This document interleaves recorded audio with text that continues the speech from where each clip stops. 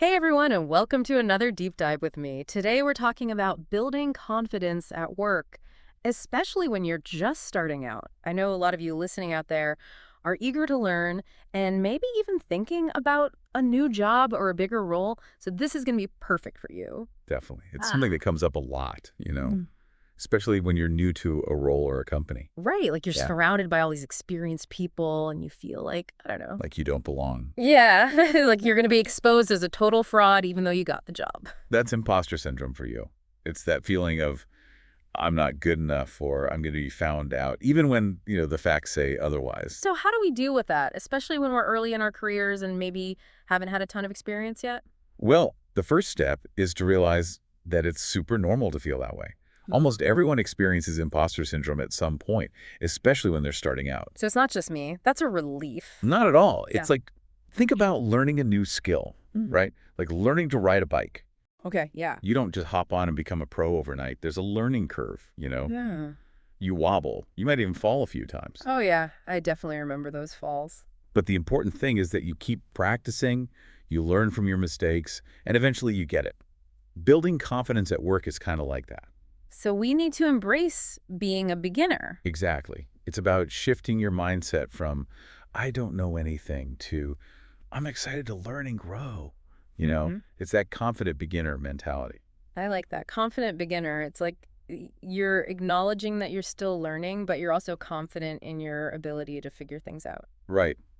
And one way to boost that confidence is to focus on your strengths. I always tell people to actually sit down and make a list of their strengths. Ooh, I love a good list. Okay, what kind of strengths should we be thinking about? Don't just focus on work skills. Think about your personal strengths, too. Are you a good listener? Organized? Maybe you're creative outside of work. Yeah, I never thought about it that way. All those things are valuable in the workplace. And when you see them all written down, it can really help to combat those imposter syndrome feelings. So it's like a little reminder of all the awesome things we bring to the table. Exactly. Now, of course, we all have areas where we can improve, right? Oh, for sure. I have a whole laundry list of weaknesses. But instead of getting discouraged by those weaknesses, think of them as opportunities for growth, like a workout plan for your skills.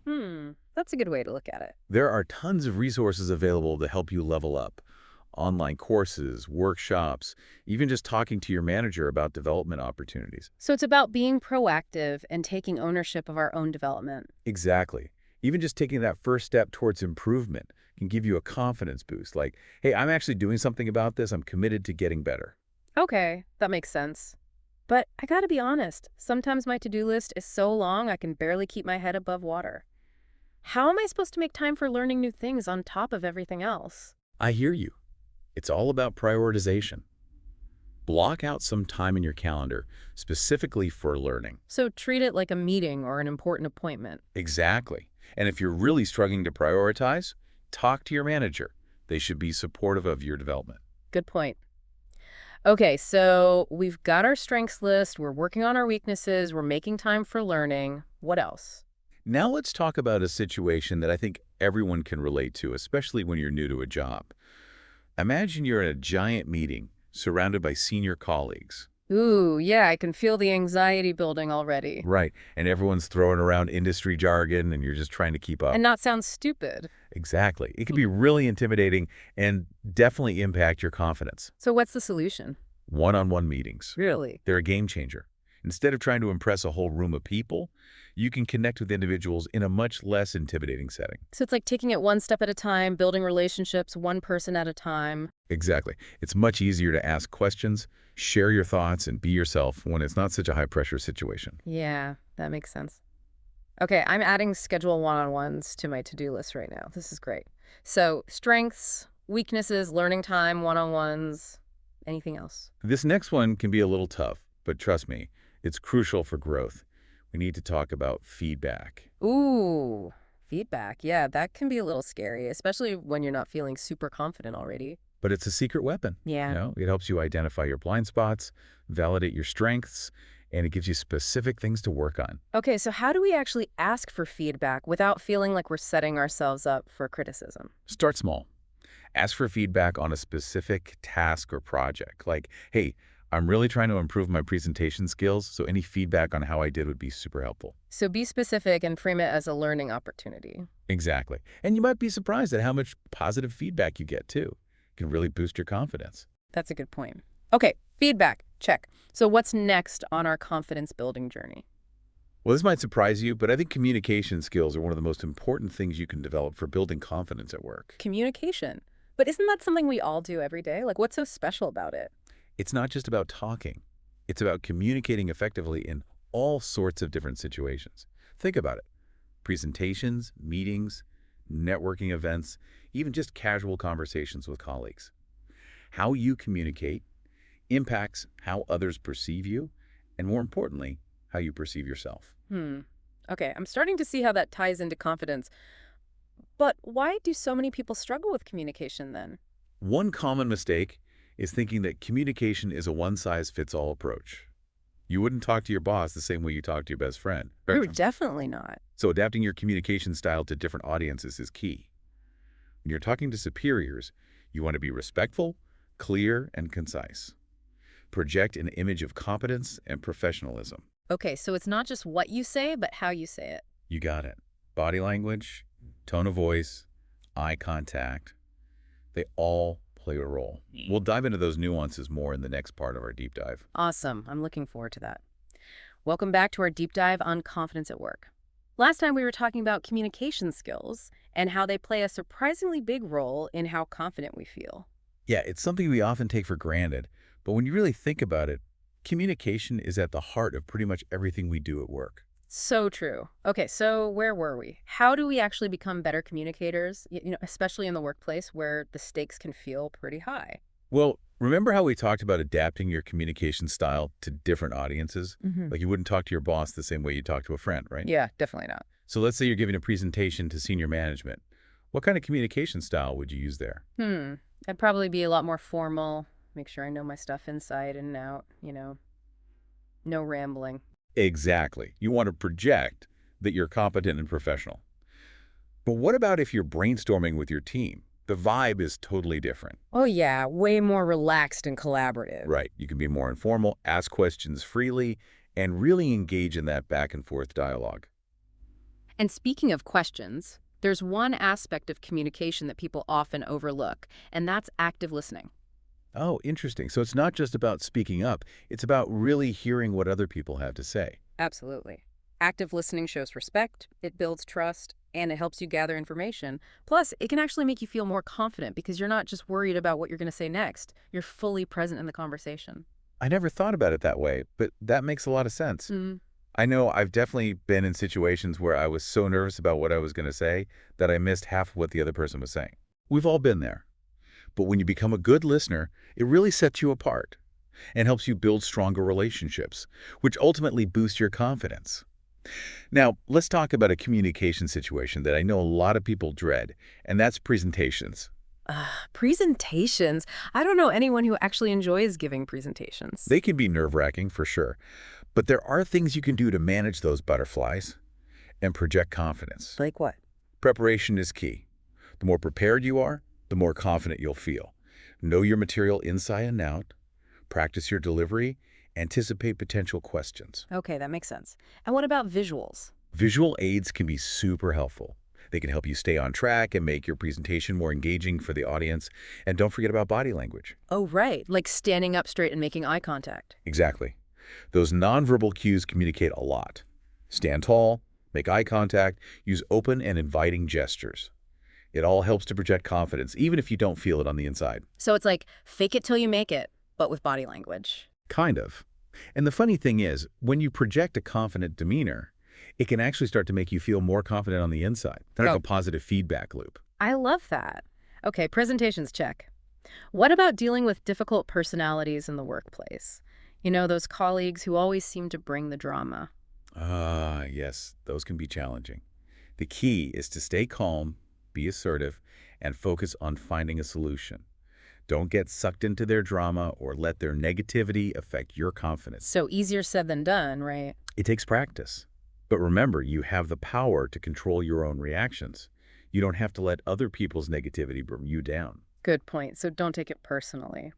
Now, this next question is a bit of a shift, but I'm curious about how cross-cultural communication fits into all of this. It seems like workplaces are becoming more and more global. You're right, cross-cultural communication is more important than ever.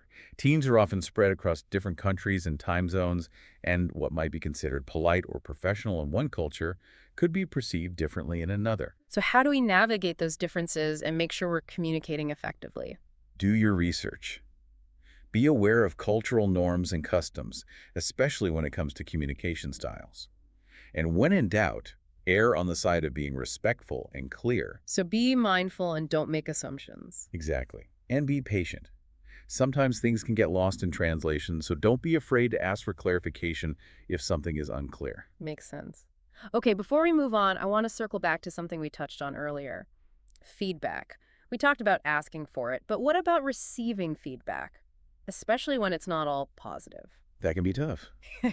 No one likes to hear that they're not perfect. Yeah. But remember, feedback is a gift, even when it's not all sunshine and rainbows. It's like they say, feedback is the breakfast of champions. Exactly. It helps you identify blind spots, validate your strengths, and ultimately become even better at what you do. So try to approach it with an open mind and a willingness to learn. So don't get defensive. Right. And don't be afraid to ask clarifying questions or seek further guidance. Feedback is a two-way street. Okay, I'm starting to see feedback in a whole new light. Now, let's talk about something a little more fun: growth and development. I think one of the best ways to boost your confidence is to learn new things and expand your skill set. I completely agree. Learning new skills and taking on new challenges is a fantastic way to build confidence. It's like leveling up in a video game. Exactly. So how do we find those opportunities for growth, especially when we're just starting out and maybe don't have a ton of experience? Be proactive.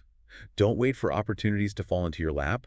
Talk to your manager about your career goals and ask for their support in identifying potential development paths. And don't be afraid to think outside of your current role. So like network with people in other teams or departments. Exactly. See if there are any cross-functional projects you can get involved in. The more you expose yourself to different areas of the business, the more well-rounded you'll become, and the more confident you'll feel in your overall abilities. That's a great point. It's easy to get stuck in our own little silos, but branching out can really open up new possibilities. What about industry events? Those are great too. Industry events and conferences are fantastic opportunities to learn about new trends, network with other professionals, and maybe even spark some ideas for your own career path. Okay, so be proactive, explore different areas, attend industry events. Anything else? Don't underestimate the power of online learning. There are so many amazing resources available online these days. Online courses, webinars, industry blogs, podcasts. You can literally learn anything you want from the comfort of your own home. It's true. I've learned so much from online courses. Okay, what about mentorship? Mentorship is huge. Having someone who can guide you and offer advice from their own experience can be incredibly valuable, especially early in your career. And the great thing about mentorship is that it can be both formal and informal. So, like, I could just reach out to someone I admire and ask for their advice. Exactly. People are often flattered to be asked, and you might be surprised how willing they are to help. Okay, I'm going to put that on my list. Now, this might seem a little counterintuitive, but what about taking on challenges? Like, isn't that kind of the opposite of what we should be doing when we're trying to build confidence? It might seem that way, but actually stepping outside of your comfort zone is one of the most effective ways to learn and grow. So even if we don't succeed, the experience itself is valuable. Absolutely. Every challenge, whether you succeed or not, is an opportunity to learn and grow. So don't be afraid to volunteer for that challenging project, take on a new responsibility, or even just speak up in a meeting when you normally wouldn't. That's great advice. Okay, one last question before we move on. How does celebrating our successes tie into building confidence? That's a great question. It's so easy to get caught up in the day-to-day grind and forget to acknowledge our accomplishments. But taking the time to celebrate your wins, both big and small, can do wonders for your confidence. It's like giving ourselves permission to feel good about what we've done. Exactly. And it reinforces that positive self-belief and reminds you of what you're capable of. Okay, I'm going to try to be better about that. Now, I know we've talked a lot about practical skills and strategies, but what about our mindset? How does the way we think about ourselves impact our confidence? Our mindset is incredibly powerful. The way we think about ourselves directly affects how we feel and how we behave. So, like, if we're constantly putting ourselves down, it's going to be hard to feel confident. Exactly. And it all starts with becoming aware of your self-talk, that inner voice that's constantly chattering away in our heads. Oh, I know that voice all too well. It can be pretty brutal sometimes. And a lot of times that self-talk is negative and self-defeating. We might tell ourselves things like, I'm not good enough, or I'm going to mess this up. Yep, those are my go-tos. But the problem is, those negative thoughts chip away at our confidence and prevent us from reaching our full potential. So how do we stop that negative self-talk? It's like it has a mind of its own. The first step is to become aware of it. Start noticing those negative thought patterns and then challenge them. Ask yourself, is this thought really true? What evidence do I have to support this belief? So it's like putting those negative thoughts on trial. Exactly. And a lot of times, you'll find that those negative thoughts are based on fear or insecurity, not reality. Okay, so we need to challenge those negative thoughts. Then what? Once you've identified those negative thought patterns, you can start to replace them with more positive and empowering beliefs. For example, instead of telling yourself, I'm not good enough, try saying, I'm capable and I'm learning every day. Or instead of thinking, I'm going to mess this up, try thinking, I'm going to give it my best shot and learn from the experience. So it's like retraining our brains to think more positively. Exactly. And these small shifts in your self-talk can have a profound impact on your confidence and your overall outlook. Okay, I'm definitely going to try that.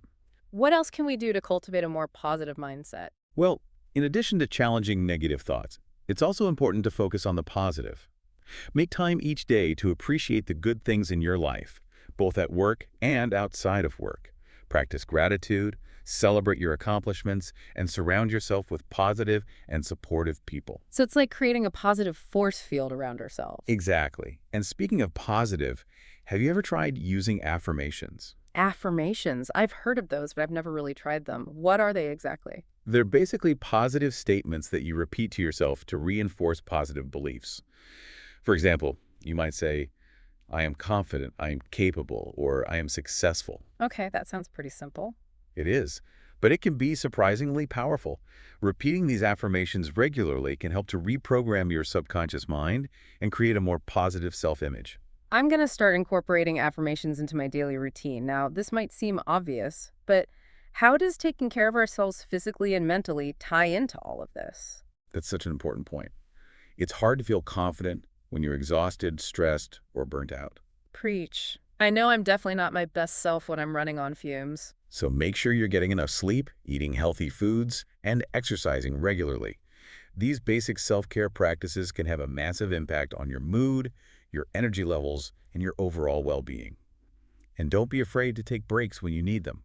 Step away from your desk, go for a walk, listen to some music, or do something else that helps you relax and recharge. Sometimes a 10-minute break can make all the difference in the world.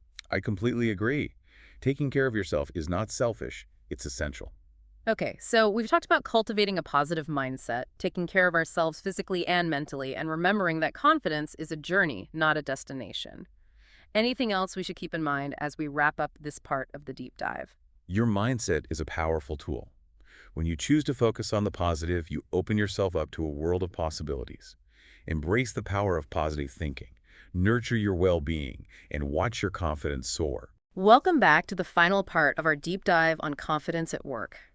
I feel like we've covered so much ground already, from embracing being a beginner to really understanding how important communication is. Yeah, and we've talked about some really practical tips for dealing with those moments of self-doubt, like when that imposter syndrome starts creeping in. Oh yeah, imposter syndrome, that feeling that you're not as good as everyone thinks you are and that you're going to be exposed as a fraud. It can be so hard to shake. It really can, but the good news is that it's incredibly common. Studies have shown that up to 70% of people experience imposter syndrome at some point in their lives. 70%. Wow, that's a lot of people. Knowing that actually makes me feel a little bit better. It's totally normal to feel that way. So as we wrap up our deep dive, I want to leave you with 3 key takeaways to help you on your journey to building unshakable confidence at work. Ooh, I love takeaways. Hit me with them. Okay, first, remember that confidence is a journey, not a destination. It's something that you build and nurture over time. So it's not like you just wake up one day and bam, you're confident. I wish it were that easy. Some days you'll feel more confident than others, and that's totally okay. So it's about learning how to manage those ups and downs. Exactly. Now, the second takeaway is that you have the power to choose your thoughts. You know how we talked about that negative self-talk? Well, when you catch yourself thinking those negative thoughts, challenge them. Ask yourself, is this thought really true? What evidence do I have to support it? Okay, so challenge those negative thoughts. What's the third takeaway? The third takeaway is to never underestimate the power of celebrating your successes. Oh, yes. We talked about that earlier. It's so easy to downplay our accomplishments? Or just Right. brush them off like they were no big deal. But it's so important to acknowledge those wins, both big and small. Like giving ourselves a pat on the back for a job well done. Exactly. Ah. Celebrating your successes reinforces your belief in yourself and reminds you of what you're capable of. I love that. Okay, so to recap, confidence is a journey. Choose your thoughts wisely and celebrate your successes. I feel like I have a whole new perspective on confidence now. I'm so glad to hear that. And remember, you're capable of incredible things. Believe in yourself, embrace the challenges that come your way, and keep shining. Thank you so much for sharing your insights and expertise with us today. It's been truly inspiring. It's been my absolute pleasure. And to everyone listening, I hope you feel empowered to go out there and build the confidence you need to achieve your goals. Remember, you've got this.